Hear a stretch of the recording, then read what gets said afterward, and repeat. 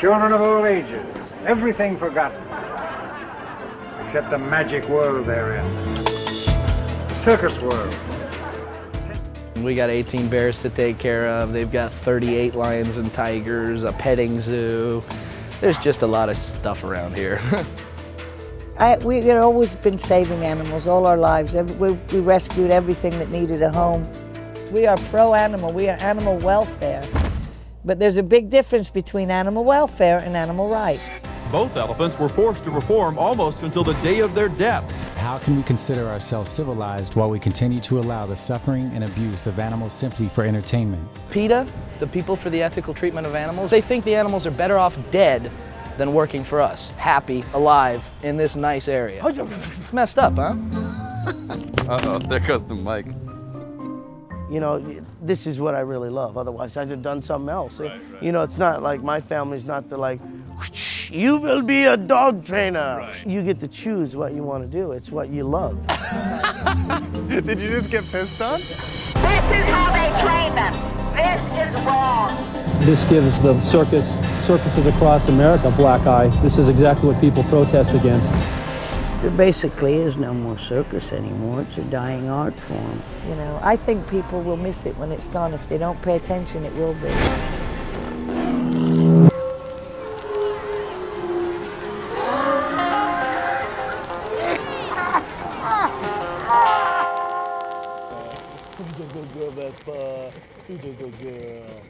Don't even think about it. I don't know if you guys do this. It's up to you. But if I were you, my pickup line would be, hey, I train fucking bears. I have a little better pickup line than that. Yeah. I point at my leg. Oh! Oh! What the hell happened there? And that's what happens when you screw up working around bears. Holy fuck, dude. Say hi. Hey, buddy. Yeah. Oh, yeah. That's my boy. Hi, Kira. I want it to be in. Oh, shit. Oh, dude. Sorry, I had to. Did you hear the squeaking noise again? That was just Heine. We're here in Sarasota, Florida with one of the last great American circus families. We try to rescue all the exotic animals that we can, and then I'm really pushing in the future that we'll be able to rescue a lot of exotic dancers because they need a home. You know? So bad. The Rosaires are a 10th generation circus family dating all the way back to royal court jesters in medieval England. Yeah, we have a really long history. This is my grandfather and my grandmother. My father had a broken back when he was a little boy, and so he had to quit doing aerial things. He couldn't do anything acrobatic anymore. And he always loved animals, so he focused on animals his whole life. In 1960, Kay's father, Derek Rosaire Sr., immigrated to the United States from South Wingfield, England, to appear on The Ed Sullivan Show with his equestrian act, Rosaire and Tony the Wonder Horse. He went on to perform on The Tonight Show with Johnny Carson and at the White House for President Nixon. The culture in America has a different view of circus because of P.T. Barnum and his attitude about sort of shocking people, and he changed the atmosphere of the circus in this country. We're also in an era now where people don't go out as much as they do. They're not used to live entertainment. But the biggest impact on the circus was the animal rights activists. Circuses cannot provide animals with the facilities they need to be healthy and happy. Many of these animals will literally go insane. Animal abuse is billed as family entertainment. See, although zoos claim to be educational, they are still profit-making enterprises that too often put their own commercial self-interest in front of animal welfare. All the animals that I ever trained were all animals that needed a home. I always rescued. I never bought any animals. So I had always done that, and then after I had more than I could handle, I just wanted to rescue more. So as my career blossomed and I had the money, I built the facility. The Big Cat Habitat began rescuing animals in 1987 and has since grown to feature 3 housing complexes, adjoining exercise habitats and pools, and is currently home to tigers, ligers, lions, bears, and basically anything else with fur, a shell, or wings. Well, I came here to study a little bit about the different animals, and I've never really seen any kinds of animals like these before. We've been here before, we love it, we love animals. This is a great place to bring people to show them what they're doing with preserving these animals and taking good care of them. My brother started being a softie for bears, and Pam with the chimps, and so it just sort of naturally evolved into this. Why you gotta bug me, huh? Caring for these animals is a 24/7 job. And for Pam, Kay's sister, they might as well be family. Well, I tried everything, and I like chimps the best. I raised my daughter with a chimp. When my daughter was born, one of my chimps was pregnant, and I didn't even know it. And his mother died when he was born, so I ended up breastfeeding him. I don't know, I just felt so bad for their plight because they've always been mishandled and mistreated, and so my heart went out to them. I started buying little baby chimps that were heading for research when I was a teenager. And Newton was probably the best chimp I ever had. It was quite interesting to raise him along with a child. Newton was an excellent cook.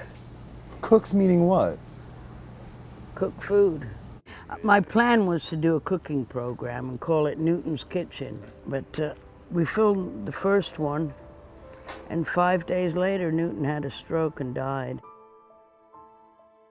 Kay's Lions was my uncle. That's why I'm named Kay. My uncle had been a famous lion trainer in England during the 30s and 40s. And then when I was in high school, I had the chance to work with Clarence the cross-eyed lion. And that's when I started working with big cats, and I was hooked on them. That's what I decided I wanted to do. Yeah. And it was interesting because sometimes I'd have her mouth open and I'd be putting my head in her mouth in these big auditoriums with the super troopers, and I could see the spotlight shining in through her nose. It gave me chills when I realized how lucky I was that I never got hurt, you know. 13,000 times. Well, because I did an average of about 500 shows a year. Anyone who questions circus people and their care for animals and the conditions should have to come here at 8 a.m. and clean up tiger shit with these guys. 'Cause there's no way you do that if you don't truly love animals. You get up, you clean everybody out, make sure everybody's got fresh water. Here at the habitat, they all rotate. They all have these big outdoor habitats that they get to run and play and everything. It's a full day, you know, you really have to spend most of the day with the animals. It's just a different smell. It's not even like shit. It's pure dead animal. You know what I'm saying? One little slip up and you could be that turd down there. Oh, that is terrible. It's rewarding, isn't it?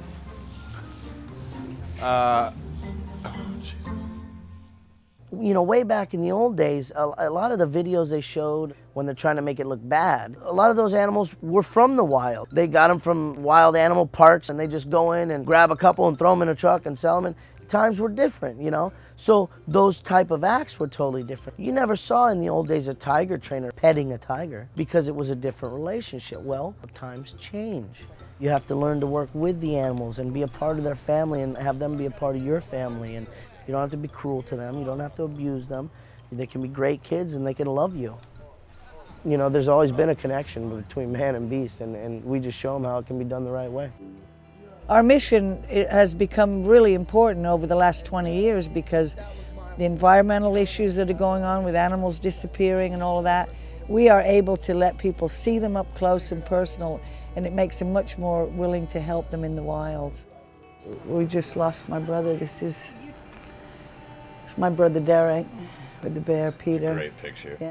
Derek Rosaire Jr. died in 2010, and since then his sons have taken over his place as caretakers of the bears. Vespa, wave. Wave. Higher. Give me a good wave. Well, the big male we have down at that end weighs 1,500 pounds. He stands 11 foot tall. That's an average male Kodiak. But everything you do with them, you have to do nicely. You have to be very gentle about it, because if you try to force them, they eat you. If it wasn't for Circus, 5 species of bears would be extinct.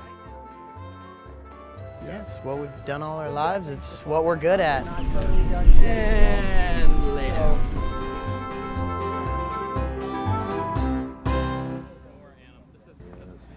You know, it's amazing because had that circus fan not sent it to me, we never would have had any of this stuff. Because we, you know, by the time the newspaper articles came out, my parents were already in the next city. But it's neat to have all this stuff, you know. Well, my dad was a fabulous horse trainer because he called it teaching. He would teach them. And that's how we've always trained. Just the lips. Okay, wide. Good boy. We all work with all different kinds of animals. I went with horses because I love to ride. I have a need for speed. I've been riding for more than a half a century, and I still will get on a horse and just go ripping away. I love it. We love what we do, and obviously they love us. Yep. Give me a hug. Good. There you go. I think there's a decline in live family entertainment of all kinds. You know, there's so much going on in the world now. There's so many other forms of entertainment happening. There's a lot to choose from, and people don't always take the time to enjoy a live performance. For some reason, it's way easier to just say, I'll put the TV on. See the old-fashioned clothes? So it was quite a thing when the circus came to town. They would parade into town. They'd all line up and all come in together. During the Depression, there were over 44 circuses in this country, and they did very, very well. People were seeking, you know, affordable entertainment. You know, when you went to the Ringling Show and you saw Gunther Gable-Williams, it warmed your heart. There's none of that now. You know, there's something to be said for the old school. In the beginning of his training, everybody please say hello to Handsome. Come on, Handsome, let's go, big guy. Handsome, ready to go. I think there'll always be circus, and to which level or how many, I don't know, but I'm sure it'll be around. It's been in this country for over 220 years, I believe, so why would it stop? Circus is supposed to be a place where you can take your entire family, mom, dad, the kids, everybody, and make them all happy. That's what circus is all about. One form or another, it will still be around. As long as people need entertainment, it'll be there. The show must go on, that's one of our sayings. It's a shitty saying, but it works.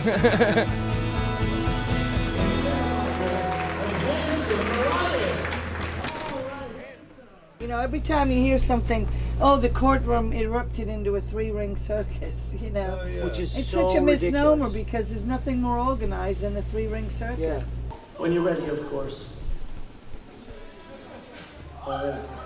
And they need all that stuff, but it's, just so you know, Mr. Cameraman, it was good luck to get peed on by a tiger. Did you just get pissed on?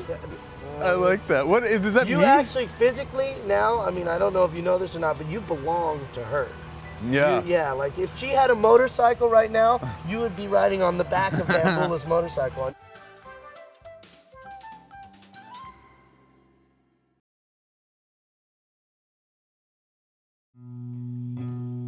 The first thing that strikes you when you come to India is a sense of extreme contrasts. While some people are still shitting off the side of railway lines and eating from banana leaves, other people are drinking frappuccinos and wearing Gucci sunglasses. Along with this feeling of progress and moving forward, there's still this undercurrent of tradition and religion and superstition and an even more deeply ingrained caste system. I didn't realise quite how sharp these contrasts between new and old India were until I came here last year to research an article about sex trafficking. And on my very first day here, I met a group of temple prostitutes who told me about this ancient Hindu system where prepubescent girls are dedicated to a goddess, and for the rest of their lives they will become sex slaves of the temple. The name of that system is Devadasi.